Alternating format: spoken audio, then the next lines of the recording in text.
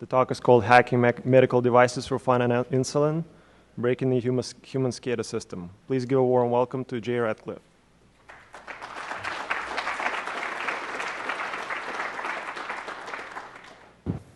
Hello? Excellent. Thank you, everybody, for coming. Today we're going to be talking about medical devices, specifically about insulin pumps. And the first part of the discussion is going to be about the background of diabetes, so it's going to be a little bit medical in nature to help everybody kind of understand the impacts of what these medical devices do, and if they can be exploited, what impacts they would have on a human being. And we're going to talk about a couple of the medical devices that I personally own that I've done the research on. But let's talk a little bit about how we got here, okay? And the idea here is, can evil people hack medical devices? Can hackers get into medical devices and do bad things? And I was working on this presentation, and I have a 5-year-old son. He comes up to me and he says, "What you working on, Dad?" I said, "Well, I'm working on a presentation about my little medical device," because he knows that I have an insulin pump and it gives me medicine all the time. And I said, "I want to show that bad people can't do things to Dad with that medical device." And he goes, "You mean bad people like Dr. Doofenshmirtz?" I said, "Well, I wouldn't be too worried about him, but yeah." So then my son went on and on about creating this innator, and he was going to come after me, and he was going to render me dead. And that's pretty much what we're going to talk about today, is the feasibility of this. And at the end, I'm going to be doing a demonstration that shows that I can turn off insulin pumps remotely, or a particular insulin pump remotely. So why diabetic devices? Well, on my 22nd birthday, I was diagnosed with diabetes. I had lost 40 pounds in about a month and a half, and I had an extreme thirst that could not be quenched. 5-6 gallons of fluids a day, no problem. And from that time, I've taken insulin to help me with my condition, and furthering that, I've gotten a collection of medical devices that are attached to me at all times to help me with my condition. And these devices have all kinds of wireless features, and they do all kinds of neat things. 2 years ago, I was at a talk at DEF CON on parking meter hacking. And a good friend of mine was sitting next to me who's also a diabetic, and he goes, I was talking with him, and he was like, "Wouldn't it be a good idea if we did a presentation, on our medical devices and see what kind of things we could do with them?" And I thought, that's a great idea. I should do that. So I got around to it this year. I've spent the last 4.5 months of my personal time after work working on this, on basically a shoestring budget, to see what the possibilities are of that. Now, how does diabetes work? Well, a person without diabetes typically has a blood sugar between 90 and 120. And your liver and your pancreas work together to control these levels. So your liver will give you some sugar to raise that up, and your pancreas will give insulin to lower it. And the pancreas produces this insulin, which binds with the sugar and allows it to be used for energy. So you could use that energy up if you decide to take a walk or go running, or if you decide to sit in front of your computer and browse the internet. It will convert that into fat, and it will store that energy for use later. And the liver takes some of that sugar and puts it in reserve. Okay, so if you go a long time without eating, your liver will give you some sugar so you can keep running. Now, with a type 1 diabetic, which used to be called juvenile diabetes, is when a person loses this ability to produce insulin at all. The pancreas just stops producing it. And they don't really know why it does that. It's still being studied and talked about quite a bit, but the point is that it goes away. So rather than the pancreas producing insulin, the person has to administer a synthetic insulin as a replacement. Right? They could do that through a syringe multiple times a day. They can also do it with an insulin pump. Now, that sounds really simple to just replace the insulin, but there's an infinite number of variables that you have to consider that use to equate how much insulin you need to take. That could be stress, time of day, physical activity, illness, how much fiber's in the food, how much fat's in the food, and all of these play a factor in how much insulin a person needs to give themselves. And it's all very customized to each individual. So In a normal person's sugar relationship, they can eat a Snickers bar, which has 32 grams of carbohydrates. Now, as that sugar enters your bloodstream, the pancreas will start to produce insulin and release it. That's going to match the quantity of that sugar to allow the conversion of that Snickers bar into energy. And your sugar levels might jump up a little bit, 10, 20 points, as the insulin takes effect, but typically you don't see that much of a spike. Now, an abnormal sugar relationship, a person with diabetes eats that same candy bar, and then they have to give themselves insulin to cover the amount of carbohydrates in that, okay? So, for example, if you have to take 1 unit of insulin for 10 grams of carbohydrates, you'd give yourself 3 units of insulin here. Now, ideally, you give insulin at the perfect time, so it mimics the human insulin, keeping those sugar levels stable. That almost never happens, right? But let's say I give myself no insulin. I eat the Snickers bar, and I'm like, meh, whatever. I don't need insulin. In that case, my sugar is going to go and have a huge spike, over 200 points in my case, within about 40 minutes. And that sugar can't be processed into energy, and so the body reacts in 2 ways. The first is that it filters that sugar out through the kidneys. This is stressful to the kidneys. It leads you to be very, very thirsty because you need fluids to flush all that sugar out of your body. The second thing that occurs is your body switches to fat for energy. And if the body uses purely fat for energy, it in the metabolism process produces what are called ketones. And you can go into ketosis or ketoacidosis, which is a harmful condition where your body chemistry gets all out of whack, and it usually ends up leading to a hospital visit. Some of the symptoms of having really high blood sugar would be headaches, you get blurry vision. If you have high blood sugar for a very long time, like years, you can have long-term kidney damage.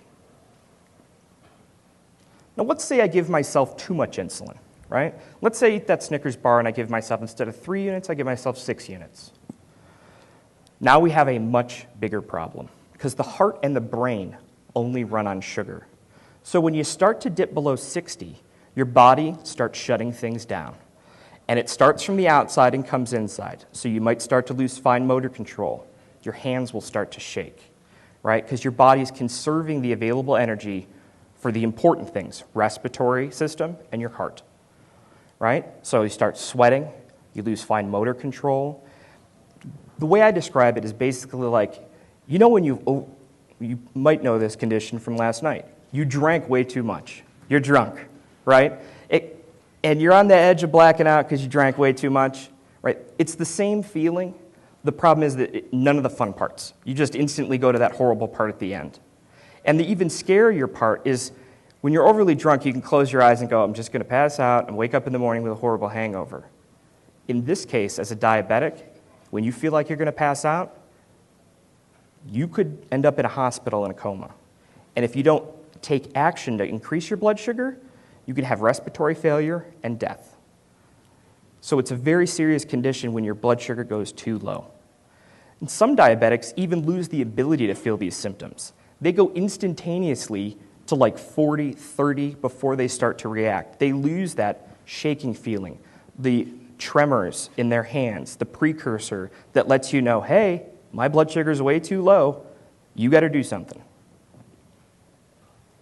In many ways, I kind of think of this like a human chemical plant, right? The body is producing all these chemicals to kind of keep these levels stable. And I've done a lot of research on SCADA systems in my professional work, and I saw a lot of similarities, right?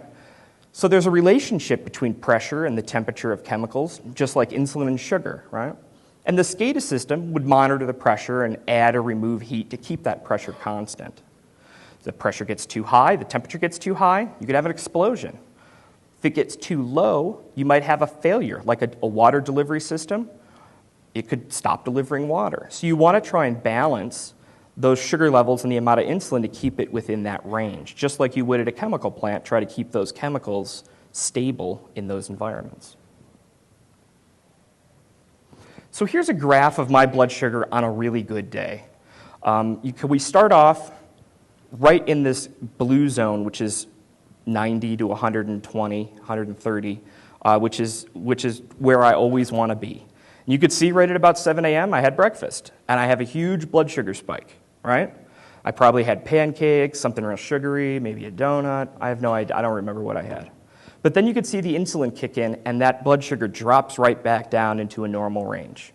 I have lunch, it goes up a little bit, back down to safe zone, up a little bit, back down to safe after dinner. That's a really good day. Would love to have this day every day. This is a bad day, okay? Start off in the morning, hypoglycemic. My blood sugar is way too low. I'm shaky. I probably feel like crap. Have some orange juice, have some breakfast, and you see, I obviously didn't give myself insulin because I have a huge spike all the way up to 400, right? Then what happens? I gave myself way too much insulin to try and correct that condition from before, and I completely crash at dinner, right back down to 50. Then I have dinner. Obviously, I gave myself no insulin then because back up to 400 within an hour. This is a bad day, and this is what diabetics have to deal with every day, every meal that they have to eat.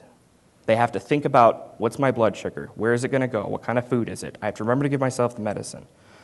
You can see this kind of condition repeats over and over again. You have good days, you have bad days. So how do we adjust those levels? We talked about a water plant or a chemical plant. Diabetics monitor their pressure levels, their sugar levels, and adjust insulin and food to control those levels. If your blood sugar is too low, you might drink some fruit juice or some other sugary foods. But it's really hard to precisely measure the amount of carbohydrates you need to get yourself right back into the zone, right? Like, for example, I'm petrified that I'm going to go low during this speech, so I had them bring me some pop, and this has like 32 grams, 40 grams of carbohydrates. So if I drink this whole thing, within an hour, I'm at 250, right? That's too much sugar to take, but how do you control that? It's difficult. It also could take time to get that sugar in. It's not instantaneous. I could sit down and drink that, and I'm still going to feel like crap for at least 15 minutes, if not longer. And my body wants to eat. It wants to drink all that and then 3 more because it's desperate for sugar. What happens when my sugar is too high? So this is a harder one to deal with because insulin lasts 3 to 4 hours, and it can't be removed, and it can't be adjusted. So I have to wait for it to act, and I have to wait for it to get out of my system. So if I'm high, I have a choice. I can give myself more insulin, or I can just wait and see where I land, right? And this is a never-ending manual process that people who are diabetic go through over and over again. So let's get to the technology. First one we're going to talk about is continuous glucose monitors. It's a newer technology that's come out. It's a small wire that goes into your tissue, and it measures fluid that's in between your layers of tissues. And what it does is it graphs the sugar values over time. And it's a big leap forward compared to the other technologies. Let's talk about the history of how we measure our sugar, right? Pre-technology, they used to taste urine. You would go to the doctor, and they would actually taste the urine. This is gross, and it's very imprecise, right? And at the time, it really had no impact, right? Okay, you're a diabetic. We don't have synthetic insulin at this point yet. So that just pretty much means you're going to die early. In the early 80s, they started coming out with a home test kit. Now, if you know somebody who's a diabetic or have been around a diabetic, you've probably seen them take their blood sugar, right? They get a little strip out, put it in this machine, they poke their finger, get a little drop of blood, put it on the test strip, and then you get a sugar value 5-10 seconds later, right? Those strips cost about 75 cents to $1.25 each. Typical diabetic might test anywhere between 2 times a day and 10 times a day. You can see the cost build up real quick. There's also problems with this, right? It's just a data point. When you take your sugar, you don't know what the direction it's going. Are you going down real fast? Are you going up real fast? What was your blood sugar 2 hours ago? You have no idea. You just know that point in time. This method right here is still the most commonly used method that diabetics test their sugar on. Mid-2000s, continuous glucose meters come out. And what this does is it measures the resistive value of that fluid in your tissue. And what they found is that as your blood sugar got up, the conductivity of that fluid went up. So you measure that resistive value, and you could gauge what your blood sugar's at. What they do is they attach a little wireless sensor into your tissue. It lasts for 7 days. And every 5 minutes, it beacons out what that electrical value is.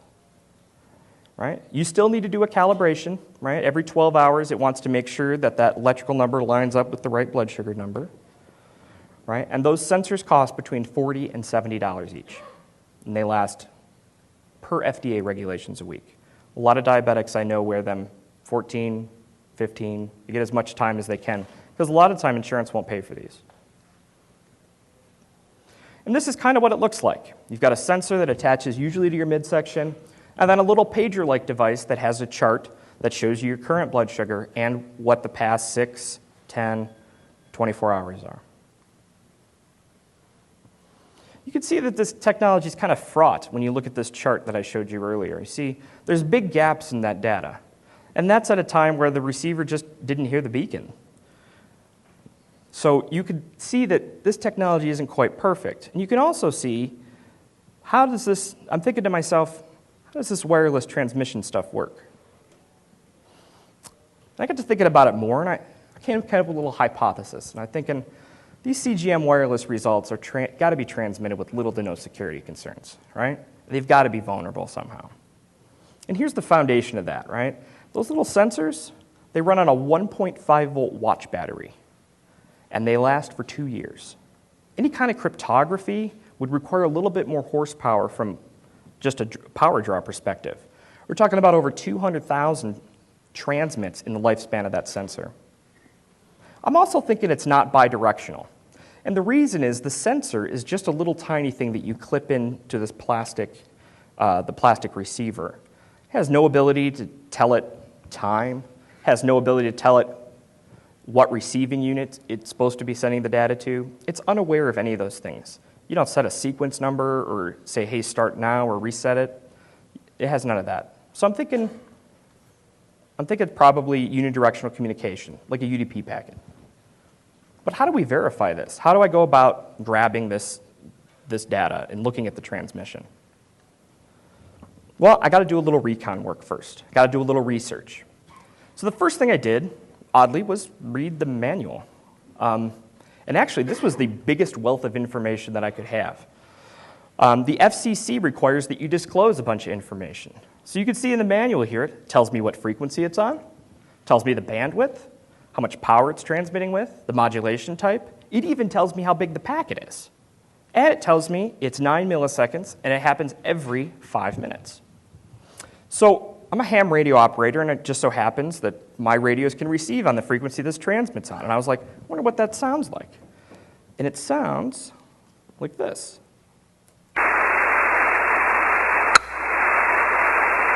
That little chirp is a 9 millisecond transmission from my sensor. What I have to do now is figure out a way to capture that little chirp, break it down into binary so I can read it. So I look at the FCC documents. Now, all RF transmitting devices go through FCC testing and verification. And the FCC issues a transmitter ID for any device. You look on your cell phone, you look at pretty much any piece of technology you have, it probably has one on it. If you go to this website, you put in that transmitter ID, you get a very detailed report, right? It's got screen captures from spectrum analyzers and oscilloscopes and just a wealth of data from equipment that I could never afford to buy and most companies can't afford to buy. That was tremendously helpful in looking at how that signal is transmitted and what type of technology I need to look at to get that transmitted signal. I also went and looked at the patent that the company does. And when a company files a patent, it has to disclose everything about that device, how it's made, how it works. It's basically they give up the right to keep that a secret. That's what they do in a patent. So I go to this website, I looked for the specific manufacturer, and I found their patent report. And it gave me another wealth of information about how those devices are made, how they work, lots of block diagrams that gave up a lot of information. I also took the receiving unit apart. You could see the chip here, and you can also see, I have a laser pointer, but I can't get to it. On the bottom side there, all along that curve at the bottom, that's the receiving antenna, and it went all the way around that circuit board, right? And I also found out that this chip had a part number. Excellent, right? Oh, it's out of production. I went and found the company. They were bought by somebody else, and I tried to find the engineer that made the chip, and he had left the company. But they archived those data sheets. I looked at the data sheet to find out what kind of information I could get. And it turns out that these chips are also used in SCADA environments, industrial control settings. These are wireless chips that are going to be used in chemical plants on wireless transmitting sensors. Maybe they measure pressure. They could be used in a wide variety of things. So the first place I went to capture this transmission was an Arduino board. And that's a little hardware board that you can use, that you plug in sensors and different modules, and you can communicate with them with basically a programming language. These have become very, very popular. You've probably seen some talks on it here, and probably see some talks on it over the weekend at DEF CON. There's two RF modules that I looked at to use with this Arduino board, an RFM22 and a CC1101 by Texas Instruments. Both of these boards, less than $10 on eBay. Very easy to get. And it covers a big spectrum, anything from 300 megahertz to 900 megahertz. It's got a little external antenna on the top of it, so I can make a big antenna and listen far away or transmit far away. This worked out really well. I'm like, this is going to be cake, no problem. Not so much, right? First, this little board is tricky to program. They have all these register settings that control the RF deck and how it's going to receive. And they all have to be set, and they're all defaulted to some value that really doesn't work. For an example, I'll give you one example here. Register number 8 is packet control register, and there are 8 bits of data in that register.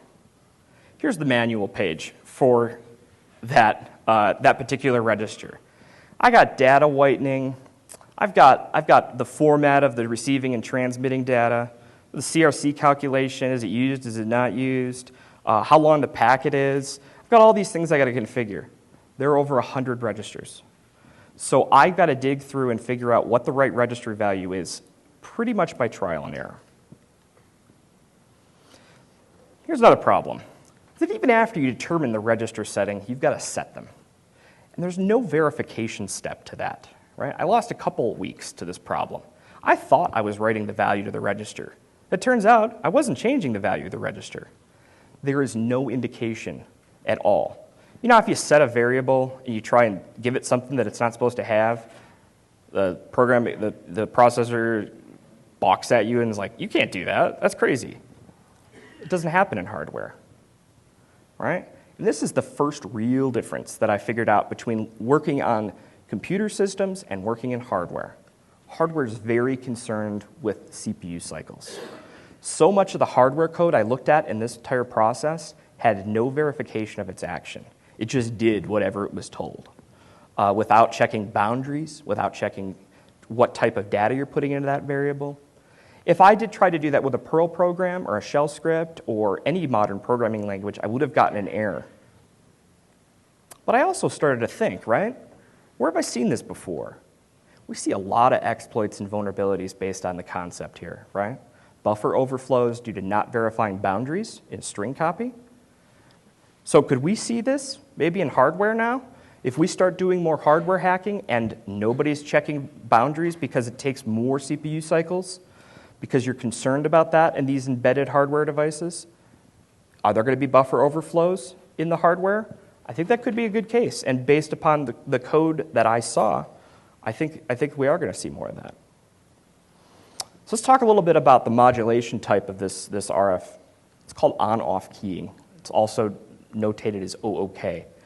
And it's the simplest form of modulation, right? It's purely binary. No signal is a 0. You have signal, it's a 1. It moves very fast, right? A little over 8,000 bits a second, 9 millisecond transmission, 76 bits. You can see a little up there how that would work. Next problem I run into is the RF module, these registers, are starting to ask me questions that I have no clue, and I haven't seen anything in any of the recon work I did about this, right? First one is called a preamble. This is a series of binary 1s and 0s, so it would be 1, 0, 1, 0, 1, 0, 1, 0. And it's used to indicate that to the receiver to tell it, hey, you need to wake up out of your power saving mode, and you need to adjust your gain settings to make sure you receive the signal properly. I have no idea if this thing uses a preamble or how long that preamble is. And the register values go anywhere between like 8 bits and 64 bits. And I'm thinking to myself, 64 bits, this thing only transmits 76 bits. It's definitely not that big. So I'm like, I have no idea. Second thing it's asking me for is something called a sync word. Now think of this as like a secret word that you would use to communicate with somebody, right? It's a set of characters that assures that the transmission format is correct. So if you don't receive the secret word, either this transmission's not for me or the transmission has no integrity. It's also asking me for CRC type and location. And this is usually 8 bits. A lot of times it's longer now, but in hardware I've seen it a lot as 8 bits that are at the end of the transmission, and that's used to verify the data integrity in the packet. It's like a checksum that you run, make sure that you got the data correctly. This is kind of what I was expecting to see, right? There's a little preamble, testing, and then there's a sync word, let's say 31337, and then a bunch of data, and then the CRC at the end, right?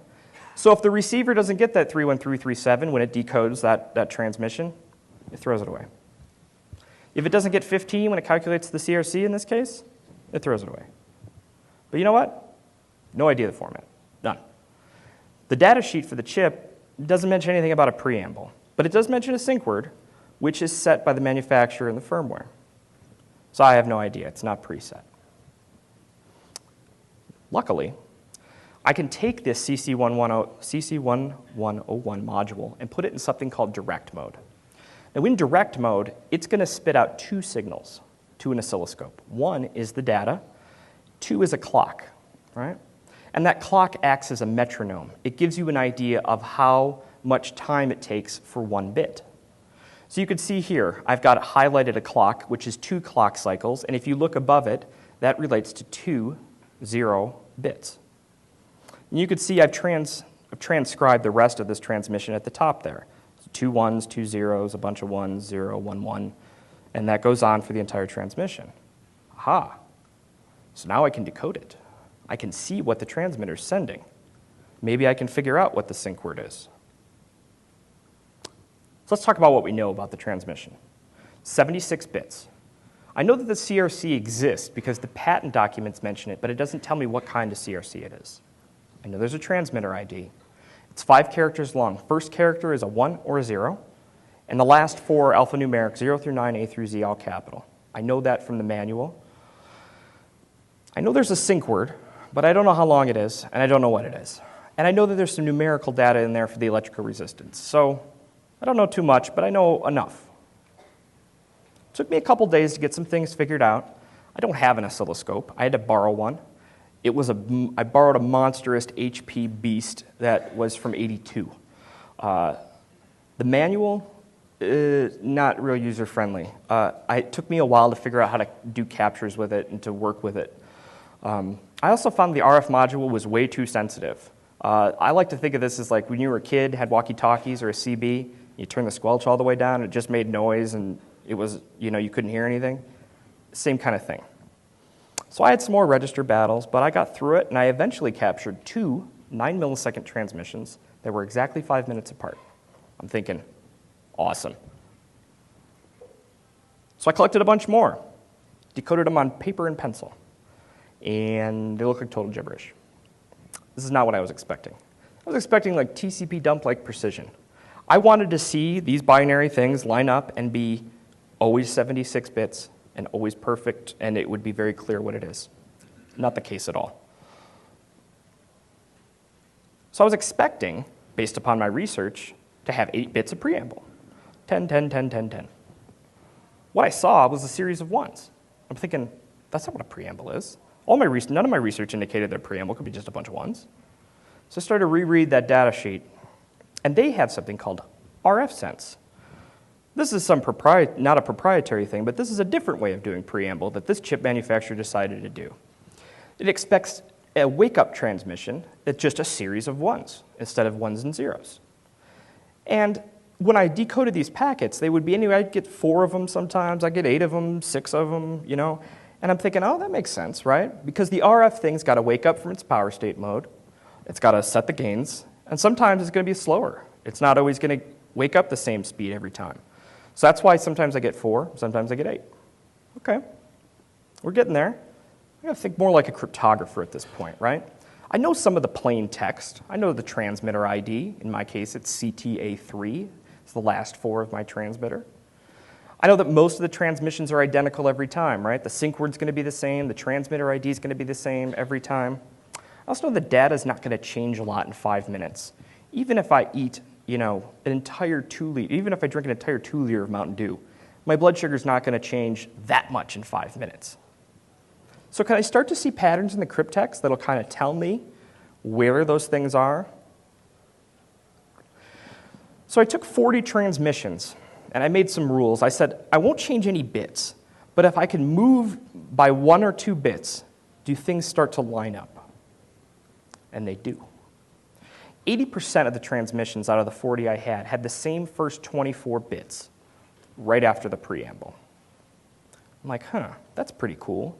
But the problem is that when I transcribe them to actual characters, they don't equal a sync word, and they don't equal the transmitter ID. So I look at the data sheet, and it says it'll do a data inversion, which is basically instead of a 1, it's a 0. Instead of a 0, it's a 1. So I do that, and I do all 40 transmissions, and I flip all the 1s to 0s and 0s to 1s. And then I decode it. And that didn't make any more sense either. That was still all gibberish. So you know what I'll do? I want to make sure I'm using this right. Let me talk to Texas Instruments. They made the chip. They'll know what to do. Clueless. They're like, direct mode? What's that? Oh, that chip does that? Yeah, I don't know what you're doing. That's when I started to figure out I was using this chip in a very obscure way. And I started telling them what I was doing. I said, well, I got this transmitter, and I don't know the format of the transmission, so I'm trying to figure out the format of the transmission. And they were like, I don't know if we should help you anymore.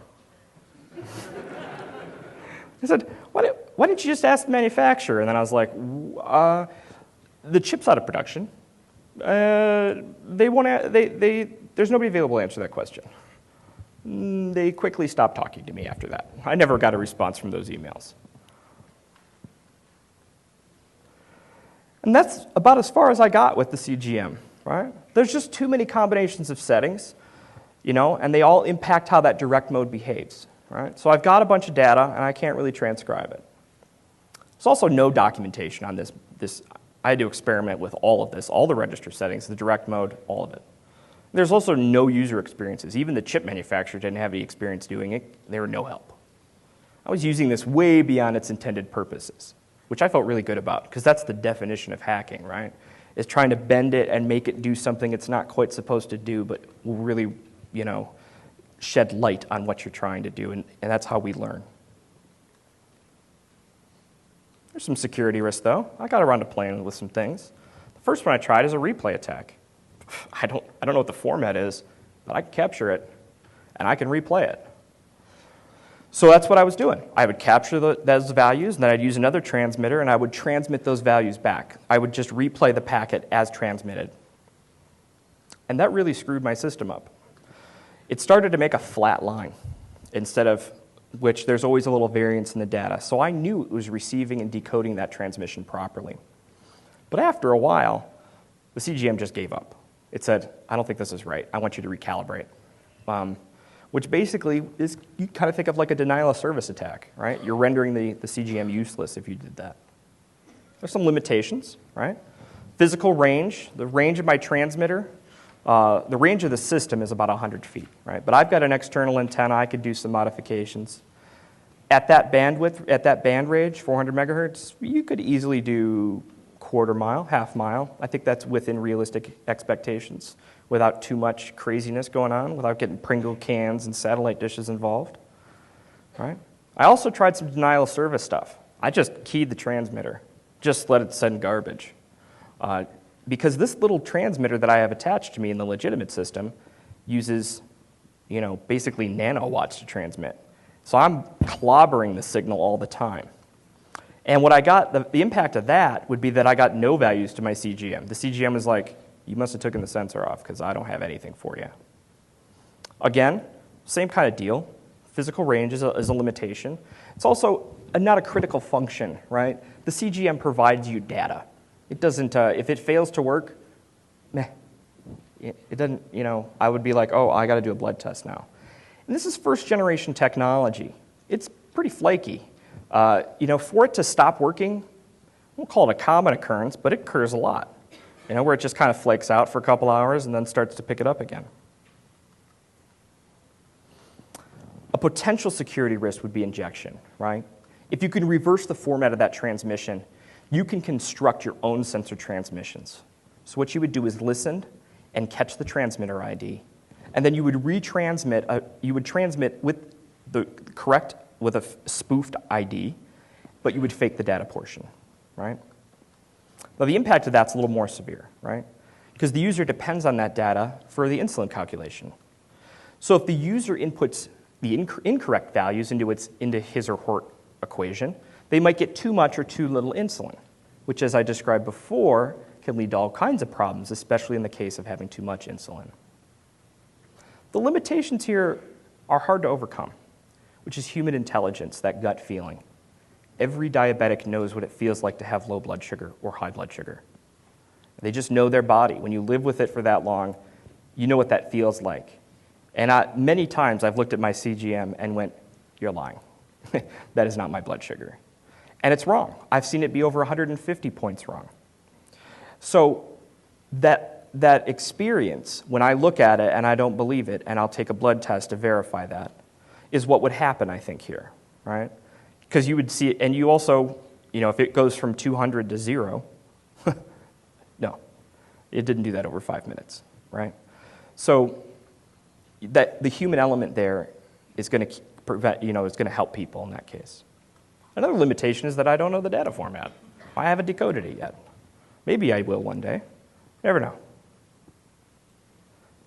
Let's talk about the second technology. Insulin pumps, right? This is a medical device that delivers the insulin to you, and it does it in two ways, right? There's something called a basal insulin, which gives every 3 minutes. Think of it as kind of a baseline of the medication or the hormone in your system. And then it gives a larger dose at mealtime. Same kind of deal. You tell it how many carbohydrates, it does the math, calculations, it gives you the insulin. And it's delivered through tubing that attaches to your body. That tubing set is usually replaced every 3 days.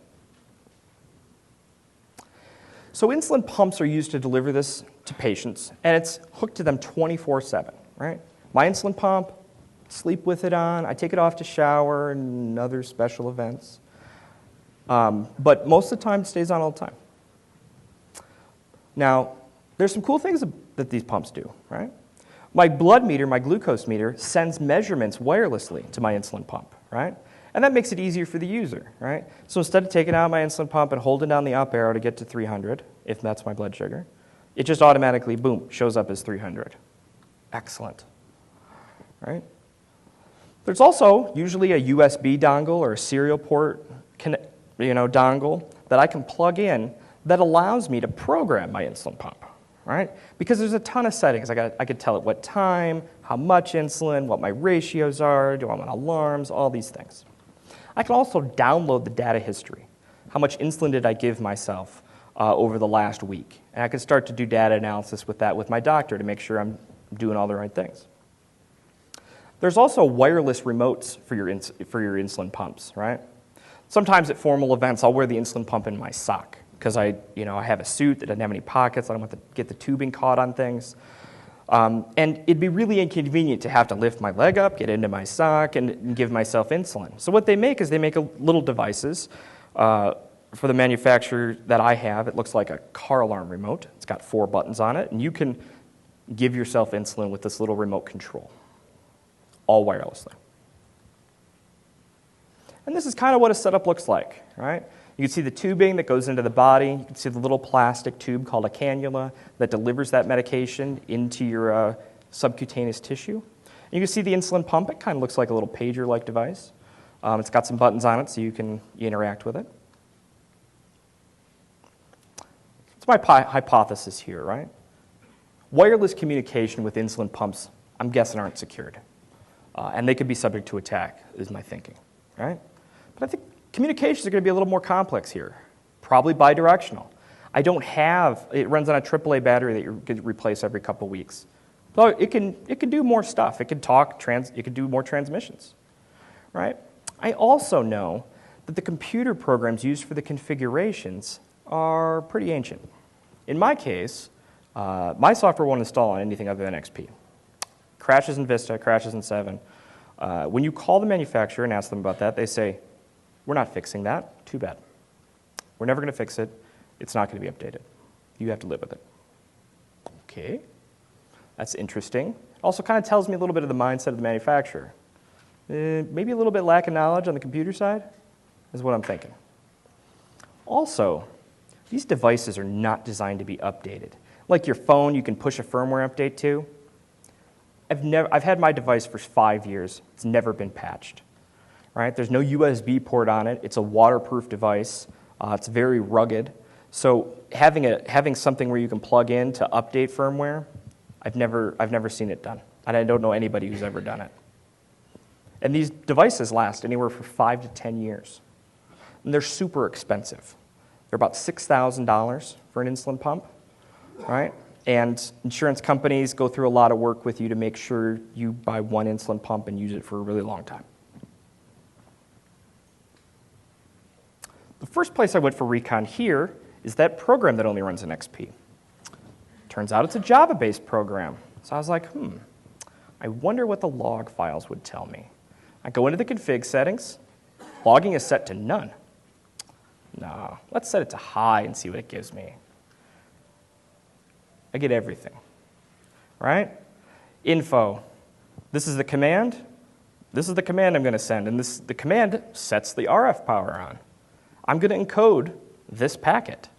Then I'm going to write this packet out to the serial port. Well, I know the serial number format because I see my serial number up there, 313370. So I'm like, that's pretty easy. Look, there's a little CRC at the end. The command is 5A. There's my serial number. I'm like, this can't be that easy. And look, the encoding is kind of interesting. Right? It doesn't double the length of the packet, but it definitely makes it longer. And I'm like, I got to figure out this encoding. How can I do that? Well, I went to the jar file, and I said, I wonder if they obfuscated any of this. No, they didn't obfuscate any of it. So I decompile it.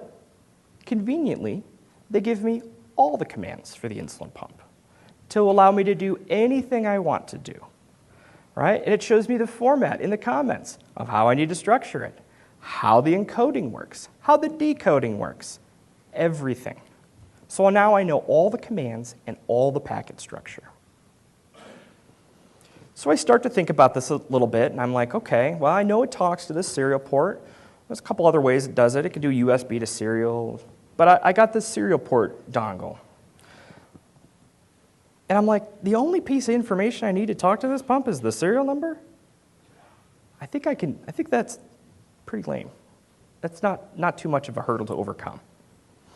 I start to think about this, and I'm like, I wonder what I can do with my pump to stop this. So it turns out I can't turn the RF, the wireless, off on my pump. It's on. It's always on, and it cannot be turned off.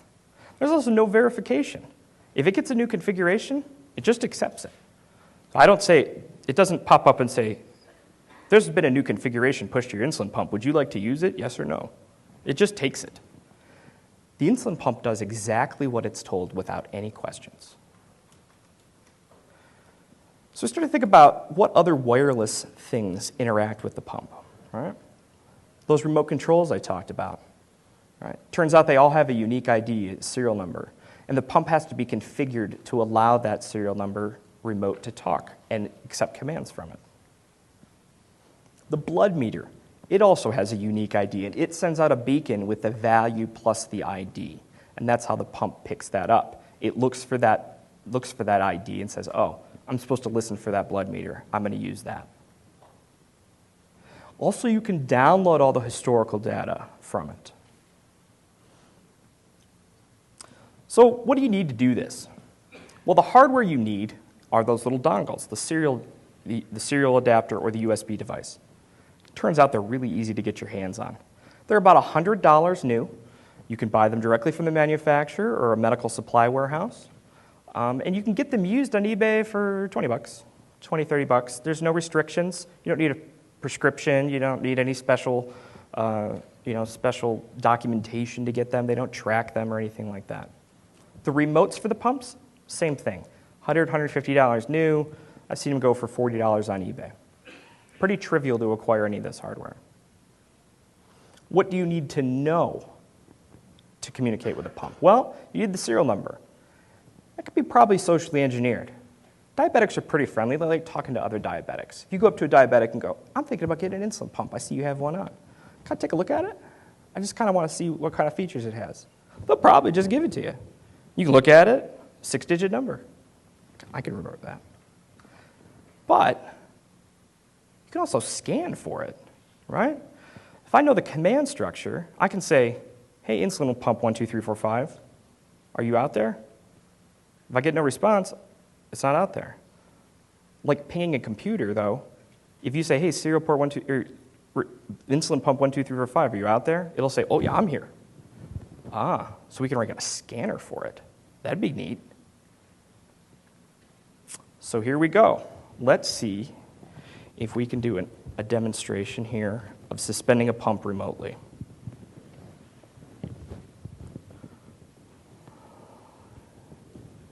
All right. Can you turn this camera on? Oh, I get to do that. That's right. It's upside down. Okay. So you can see on the screen here, there's nothing. And this is how the pump normally is. It conserves power. There's nothing on the screen. So now I'm going to run a command, or a little script that I wrote. And it's going to use this dongle that I have plugged in back here to communicate with my device. And I really hope this works. It works about 90% of the time. And what I'm expecting to happen is that the pump will vibrate once, and the screen will come on and say, suspended.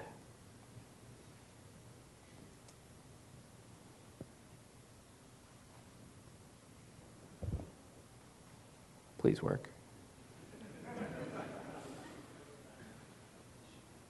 I joke around that I sacrificed a lot of alcohol to the demo gods last night to make this work.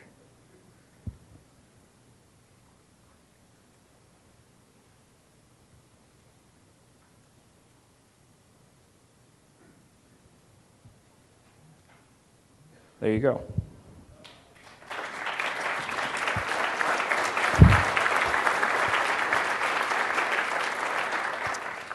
So you can kind of see the impact of this, right? I can turn the pump off and stop delivery of insulin. It vibrates once. We have so many things in our pockets that vibrate and shake and whatever. I have totally forgotten that this thing has vibrated. I've missed it tons of times when it tries to notify me of something. What happens is that I figured out how to tell this dongle how to write. And when I tell it to write, it actually sends those hex characters that you saw out as binary on the wire. So if you know how to construct the packet, you basically tell the serial port, write this, and it transmits it out. And then you say, listen for a response.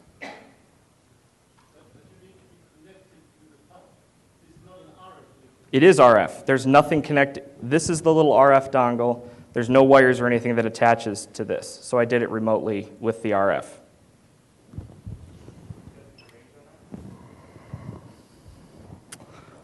This little thing's got like a little paperclip antenna, and it doesn't go very far at all. What other things could we do now? Did it change? No. There we go. What are the security risks, other than turning it off, am I worried about? Well, the first one that makes probably the most sense to everybody would be full remote control, right? I can tell the pump to allow my remote, number 1, 2, 3, 4, 5, to accept commands. right? And the impact of that would be full insulin delivery control. So if if an evil hacker hacked my pump in the crowd here and told my pump, accept commands from my bad guy remote, he could give me insulin right now without my authority. All right? The limitation of that is, again, physical range, 100 feet. If you got one with an external antenna, you could probably get a lot more. Like I said, quarter to a half mile. Also, the pump notifies you of a delivery. That's not going to do you a whole lot of good after you're like, oh, why? Oh, I just got 10 units of insulin. Who did that to me? Right? This is scary because, like I said, you can't take the insulin out. So now I got to go find some Mountain Dew to cover the insulin that some jerk hacker just gave me. Right? But this applies to every configurable setting on an insulin pump. Right? I can manipulate all the ratio data. I can manipulate any setting on the insulin pump. And I do it, unlike that, when I do it, it's stealth. The pump doesn't react at all. So when I set the remote ID, which I've done, it does nothing. That's even scarier. Because in this case, and that's why I didn't demo it, because I'd be like, see, look, and I changed it. And you'd be like, it didn't do anything. Like, aha! Right? So it's basically like having root on the device. And that's basically like having root in the chemistry of your body. It's not good. What are future scary things? What are they doing with this technology? What's the future? Well, the Juvenile Diabetes Research Foundation has a big project called the Artificial Pancreas Project. What that's going to do is it's going to link the CGM devices and the insulin pump together. So that way, the insulin pump doesn't have to bother the user to tell it what blood sugar is. It's going to eliminate the user. It'll just act on the data. Why do we need users? The CGM data, so if it's CGM data shows that your blood sugar is too low, the insulin pump will shut off. If it's too high, it'll give you more insulin. This makes the secured transmission of those CGMs much more important. Now there is no human gut feeling there. We've got to think about how those technologies talk to each other in a secure way, because it's going to be used to automate the process of insulin delivery. Also, next generation devices are using a new RF range with Bluetooth, right? There are a couple new pumps that have come out that have CGMs, and they're partnering with CGM companies with the insulin pump so they can have new features. Now, is this better or is this worse, right? Maybe both. Because Bluetooth has all these tools that you can use for hacking. We've done stuff with that, right? We've seen presentations on what bad things you can do with Bluetooth, right? There's tools for exploits. But there are also some security features built in there. I'm petrified to think of like a Metasploit module for medical devices or insulin pumps. That's really scary. What are my suggestions? So if you're a pump manufacturer in the crowd, I would like you to use these RF chips that have crypto built in. Turn it on. Please use it. Right? Don't make it so easy to sniff these transmissions or look at these transmissions that are not encrypted. Right? I also suggest using infrared rather than RF. I've had insulin pumps that use infrared technology, and you can disable them with a piece of tape. It is a pain in the ass to use those. You've got to line them up, and they're only 5 feet in range, and they're slow, but they're not hackable, and you can turn it off. RF, in this pump, can't turn it off. A lot more range. You got to think about that. And you should do some simple things, like maybe a verification step, so that way a user has to verify that a new config is at their pump. You also have to maybe set a passcode, right? If you give it a PIN, I know it's not the most secure thing in the world, but it's better than just having the serial number I can scan for. I also think that companies should keep in mind range of transmission. One pump manufacturer uses 13 megahertz, which I was shocked to see, right? That's really an obscure frequency, and it's also really close to the 20-meter ham radio band, which is pretty infamous for having 1-watt communications that go globally. So now I'm thinking, Well, I could modify some ham radio equipment, and I could start attacking pumps from across the country, on the other side of the world, maybe. Interesting. Also seeing good research on blocking technology, right? You saw probably some of the pacemaker research that's been done where you can wear a necklace that'll stop RF radiation from getting to that pacemaker. That's good work. We could see that used in medical devices more, I think, especially with more wireless capacity with those medical devices. How does this apply to other worlds? How does this research, is this research just for medical devices? I talked a little bit about SCADA. I found that these chips are used in SCADA environments, right? Older SCADA wireless systems use these chips, these on-off keying wireless chips in the sub-1 gigahertz range. So you can use the same techniques, the same hardware to look at different targets, to look at different research, right? And the thing about those devices are, they're in the field for a lot longer, right? You think of a water pipeline, a chemical pipeline, they're harder to replace, they might not even exist anymore, and they're more costly to replace, right? If you got to replace 100,000 of them, that's a big cost, right? And they're designed to be there for the life of the pipeline, right? Not a year. So you're looking at, oh, I got to have something that's going to last 10 years, 20 years. And that's hard to do. Overall, what did I learn with this little venture out into hardware hacking? It's a huge value. I think more of it should be done, and I'm excited to see presentations at BlackHat and DEF CON that dive into that, right? Because everything is becoming wireless and connected. Everything has an embedded processor, an embedded controller in it. So we've got to start looking at that because there's always a threat lurking, right? We can't just ignore it to think that it's an insulin pump. Nobody's going to hack that, you know? Well, that's what we said 15 years ago about the web. Who's going to use the web? For what, like shopping and banking? Are you kidding me? Oh, we are. Oh, we're using something that wasn't designed to be secure? Oops. So, you know, we need to look ahead of the curve now, right? Just because it can't be done easily, this can't be done easily, but it doesn't mean that we shouldn't look at it. And don't hide behind obscurity, right? I called this particular manufacturer of my pump, and I said, hey, you guys produce this little RF thing that comes with the pump. You got like a software development kit for it, or maybe some codes that I can use? Because I'm thinking about writing a piece of software to download the data from it. And they were like, that's proprietary, sir. Click. So there are way too many smart people out there. Every time you try and hide behind obscurity, it fails. It's going to fail. You need to look at security first. You need to design it with security in mind. The other thing that I found out about hardware hacking is it is hard, right? We take for granted all the tools that we have when we do other security research, TCP dump, Wireshark, all of these things that make it easy to do our work, right? Think about trying to transcribe TCP packets on an oscilloscope. It's hard. It's a hard concept. It's a lot of work, you know? More tools are needed, more interest is needed to kind of develop the framework of tools, to develop those things that will help us with hardware hacking. I want to remind everybody to complete their feedback form. If you have any questions or comments, here's my email address, my Twitter handle. Thank you very much for coming to the presentation.